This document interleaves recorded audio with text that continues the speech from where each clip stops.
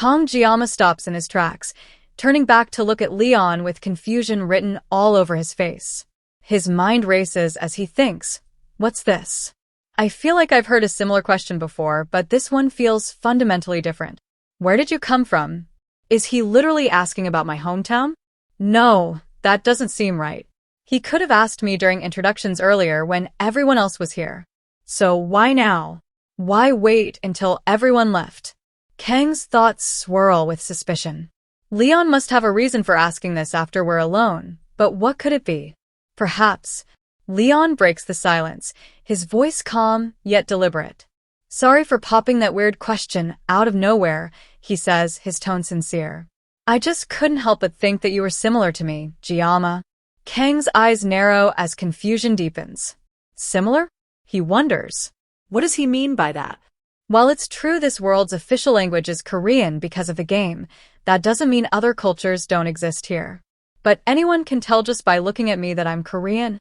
Leon seems to catch the tension in the air and quickly waves it off. "Pretend like you didn't hear anything," he says with a faint smile before turning to leave. "I'll get going now." But before Leon can take a step, Kong Jiama instinctively reaches out and grabs his shoulder. "Just where did you come from?" he blurts out, his voice carrying an edge of urgency.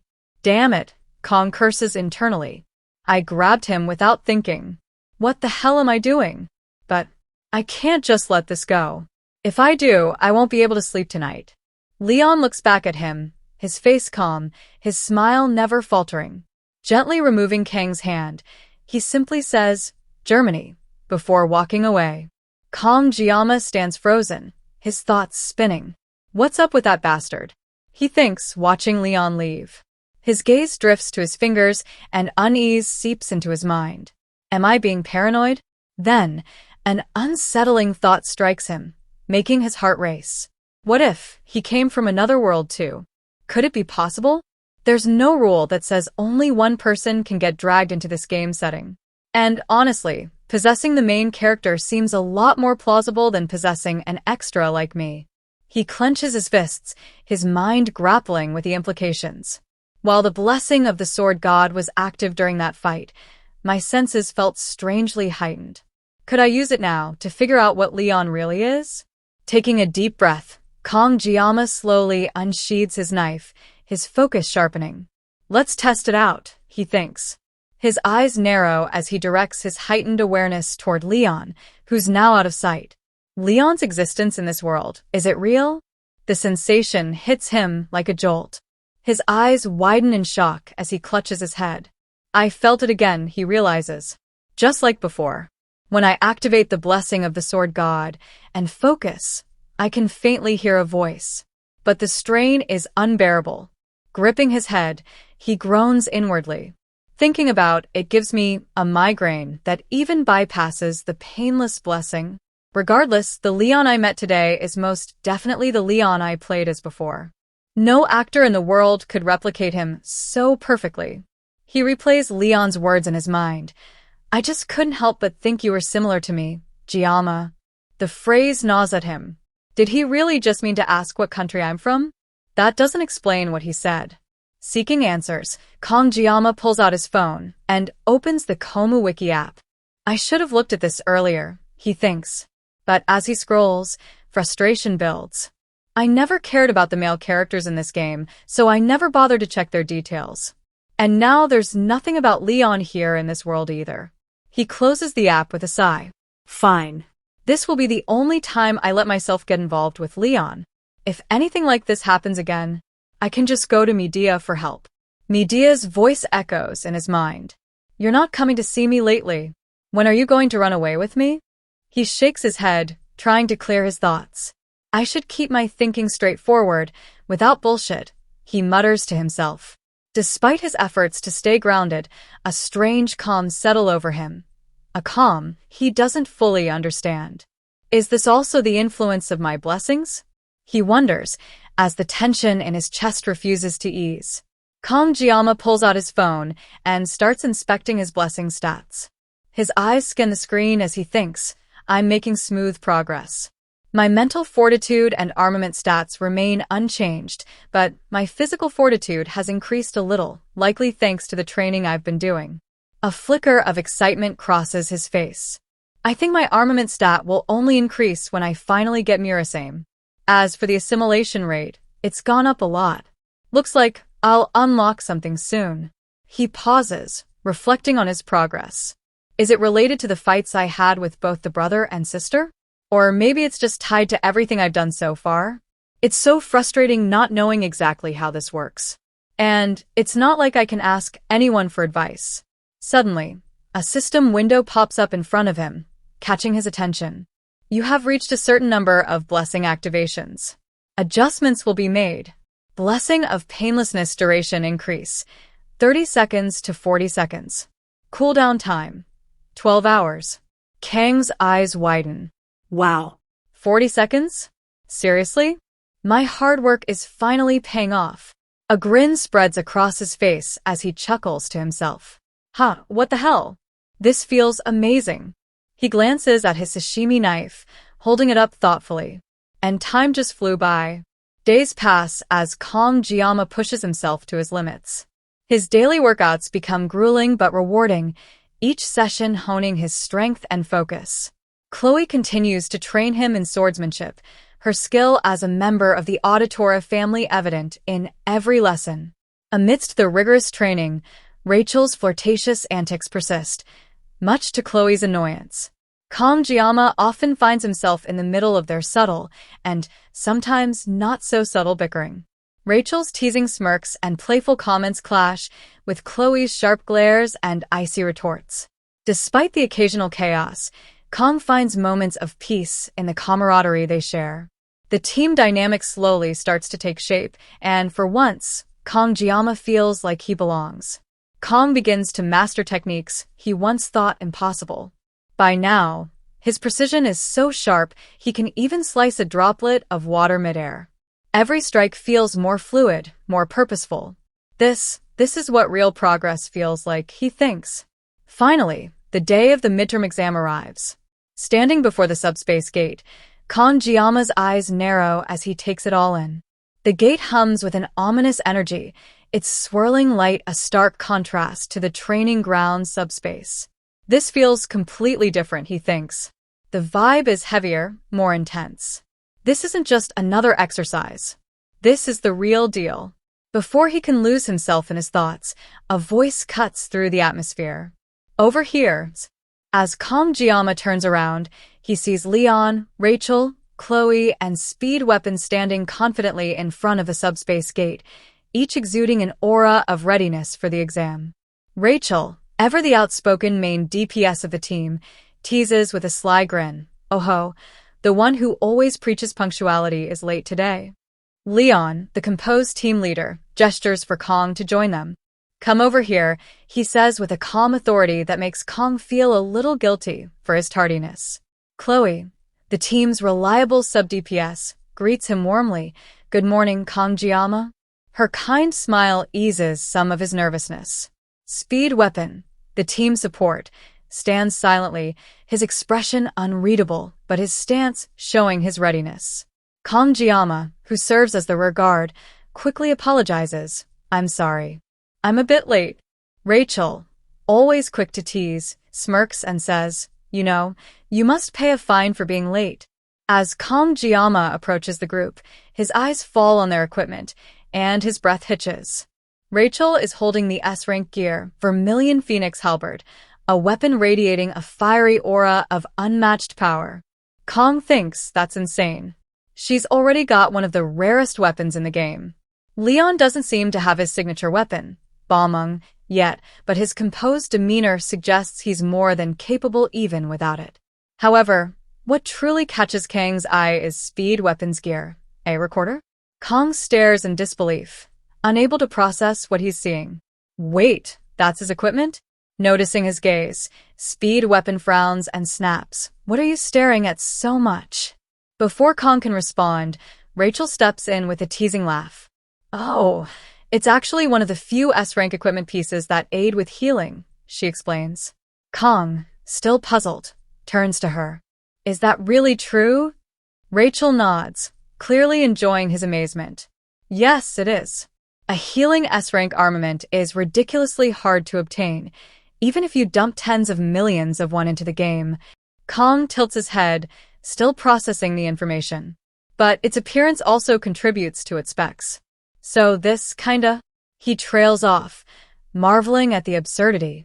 Incredible. He finally mutters. Speed weapon, clearly irritated by the attention, steps back and growls, "Don't get so close." As the announcement blares through the arena, it commands everyone's attention. Attention! The first-year midterms of 2034 will now commence. Seeing all of your faces, you seem prepared. You all should be familiar enough with the rules, so I'll keep it brief. If there's something you cannot handle, run away. Do not forget that you are not yet heroes. You are cadets. Don't risk your necks for extra credit. Also, if you are injured or wish to surrender at any time, contact the instructor in charge. The weight of the announcement settles over the cadets as they brace themselves for what's ahead. Leon, exuding his usual composure, turns to the team. It looks like it's nearly time. Let's prepare. Don't be nervous, and let's do our best. Kong Jiama takes a deep breath and thinks to himself, we're finally starting. He glances at Chloe and notices her unusually somber expression. Is something wrong? He asks, his voice soft with concern. Chloe hesitates before replying. Well, I know it's weird that I'm anxious about this now, but I remembered that mermaids could appear on Scopuli Island. Kong Jiama smiles reassuringly. The instructors said they've checked everything beforehand, so there's no need to worry, Chloe. Chloe nods, but her mind still lingers on the thought. Back in Sicily, mermaids were often sighted and caused so much damage. While we now have a truce with the demonic beings and they're rarely seen outside of dungeons, the fact that these rumors persist means the conditions where mermaids appear are still not fully understood. Before she can dwell on it further, the instructor's authoritative voice rings out again. Step inside now. The subspace gate is running. Kong Jiama gently taps Chloe on the head, snapping her out of her thoughts. Let's go inside, Chloe. Chloe nods with determination. Yes, let's go. In her heart, she thinks, yeah, I shouldn't worry. Geometry Kuan is with us. I believe in him. The team steps through the subspace gate together, the world around them warping into the exam's designated battlefield. As they enter, Chloe suddenly hears Kong Jiama's voice calling her name. Chloe? Can you hear me? Startled, Chloe blinks rapidly and thinks, did I suddenly lose focus for a moment? Her senses return in full force, and she realizes they are under attack. One of her teammates shouts, panic thick in their voice, you can't contact the instructor in charge? We're in a cave. There's no connection, damn it. Just how did this happen? In the dim cave light, a monstrous form slithers into view. A mermaid, her grotesque appearance a far cry from the beauty of legends. Her scales shimmer darkly, her claws sharp, and her glowing eyes filled with malice. The team freezes in shock, staring at the horrifying creature before them. The battle has begun, and survival is no longer just a part of the exam. It's the only priority. On the Scopuli Island before the mermaid's appearance, they appear on the beach. As the team sets foot on the sandy beaches of Scopuli Island, the weight of the environment immediately takes a toll. Everyone but Kong Jiama feels queasy and off balance. Leon notices this and remarks, Geometry Ma, you seem to be faring better than the rest of us. Kong Jiama casually responds, I don't usually get motion sickness. Leon raises an eyebrow, replying, I don't think this is a matter of motion sickness though. Suddenly, a small merman appears in the distance. Kong Jiama's eyes widen in surprise as he takes in its appearance. They're smaller than I expected. I kind of feel like an idiot for being so serious, considering my role as the rear guard, he thinks to himself. Glancing at his sashimi knife, he mutters internally, I don't think I'll need to use this. Leon observes the scene and adds, we'll find the adult merman at our assigned location. The one we saw just now doesn't score us any points. Let's head in the direction Chloe scouted. The team begins trekking through the dense forest, moving cautiously. Leon advises, be careful, everyone. It seems like this is the spot. With a sudden blur of motion, Chloe gracefully lands in front of the group, seemingly dropping from the trees. Kong Jiama, a bit startled, asks, "Did you really just use the trees to travel?" Chloe nods, explaining, yes. I can move more discreetly that way." Leon interjects, "So how did your recon go, Chloe?" Chloe gestures ahead and says, "There's a cave 500 meters in that direction." The team exchanges surprised glances. Rachel asks, "Here? Really?"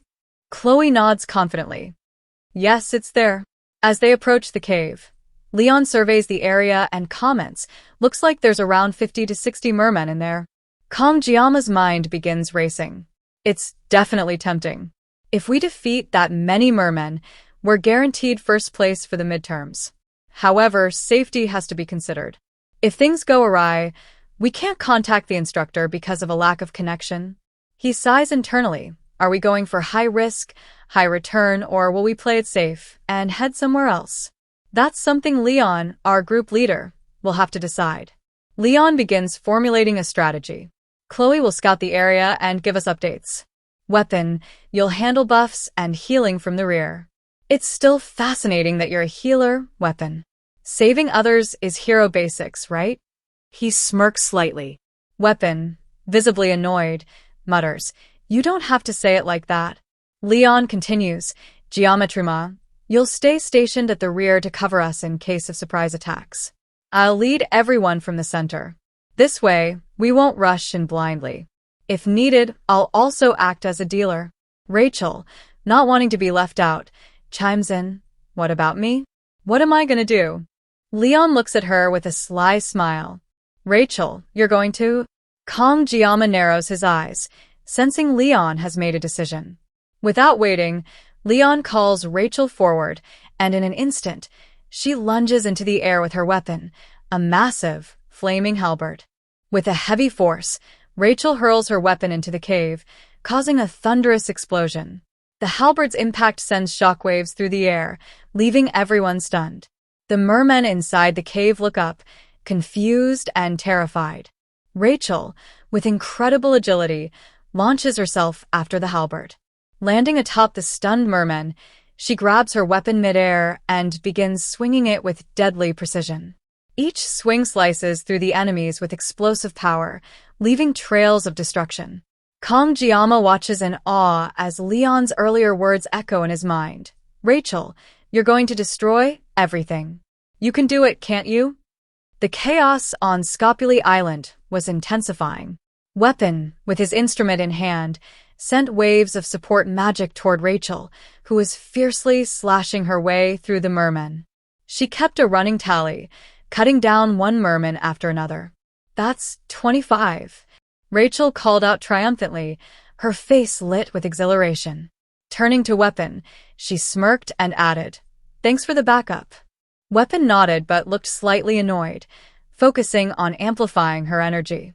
Kong Jiama, observing the battle from the rear, couldn't help but marvel. What is she made of? But as his gaze shifted, he noticed Chloe, her face tense, unsheathing her sword. A sharp purple aura radiated from the blade. "Oh no, this isn't going to end well," Kong thought. Chloe moved with deadly precision, slicing through the mermen as if she were performing an elegant dance. Each strike was swift, clean, and devastating. The battlefield was a whirl of chaos as Rachel and Chloe tore through the mermen side by side. Their energy was overwhelming, and even Leon and Kong Jiama couldn't hide their astonishment. The hell? Why aren't they slowing down? At this rate, they'll... Kang's stomach dropped as he pieced it together. This is just like the academy. They're about to turn their weapons on each other. Suddenly, a massive merman leapt between them, roaring fiercely. Rachel and Chloe didn't miss a beat.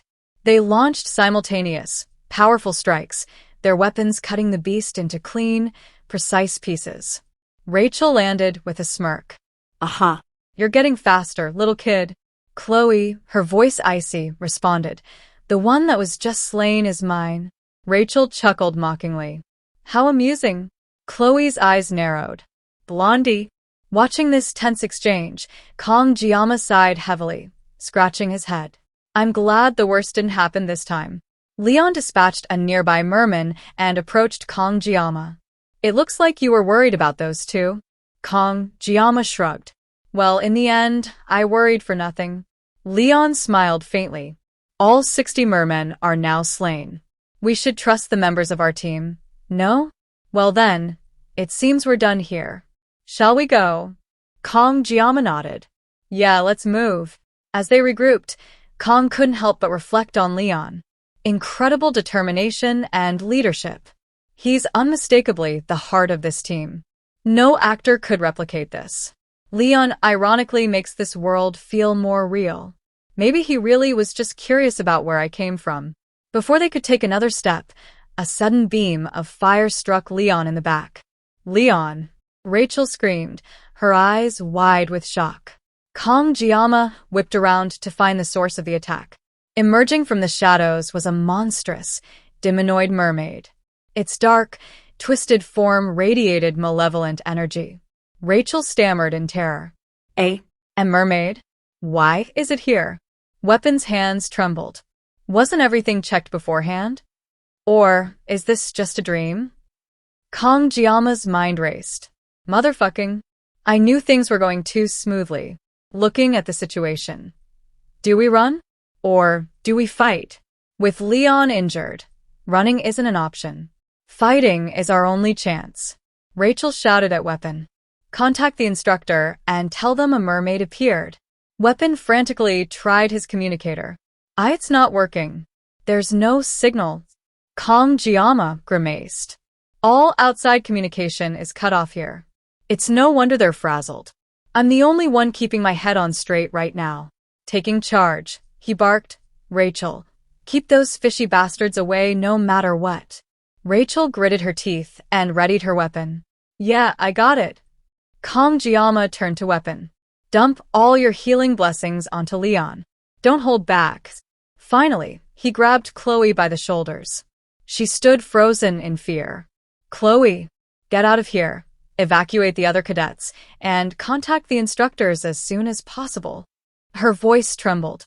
What about you? Kong Jiama's expression hardened. It's impossible to carry Leon and get out unscathed. Hurry, before more mermen appear. Tears welled up in Chloe's eyes, but she nodded. Okay. In a flash, she disappeared into the forest. Rachel, her hands trembling, turned to Kong Jiama. What next? Do you have something in mind? What the hell are you doing? Weapon added, his voice shaking. Are you serious? Where are you going? Kong Jiama unsheathed his sashimi knife, its blade glinting in the dim light. He smirked and replied, Rachel, Weapon, I'll leave the mermen to you too. Rachel snapped. And what the hell are you going to do, you reckless asswipe? Kong Jiama closed his eyes, exhaling deeply. I've never liked the taste of small fish. With a calm yet resolute demeanor, Kong Jiama reached for his sashimi knife, the blade glinting ominously as he unsheathed it. A faint shimmer of energy surrounded the knife, hinting at its deadly potential. Tightening his grip, he took a step forward, his eyes sharp and unwavering. Then, with a dangerous gleam in his gaze, he declared, dealing with big fish is my specialty. Thanks for watching. If you enjoyed the manhwa and want to see more, don't forget to like this video and subscribe to the channel for future updates.